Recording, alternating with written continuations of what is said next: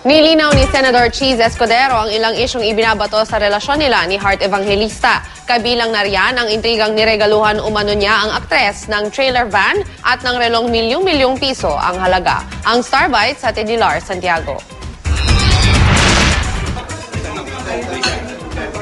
Showbiz questions ang sinagot ni Senator Cheese Escudero sa pagharap niya sa entertainment press sa imbitasyon ni Regal producer Mother Lily.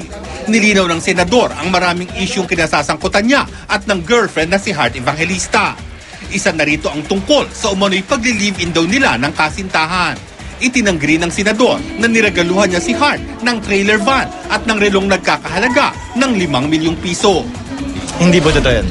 Hindi po totoo yan at nakakahiya naman kay Heart. Kawawa din naman si Heart yung mga lumalabas na balita sa kanya. Sa akin, okay lang siguro. Nasa politika ako, kandidato ako, eleksyon ngayon, kampanyahan ngayon. Pero sa panic at party niya, wag na lang siya. Natanong din ng senador ukol sa pagbaba ng kanyang rating sa pinakahuling SWS survey. Hindi siya naniniwalang may kinalaman dito ang issue ukol kay Heart at mga magulang niya.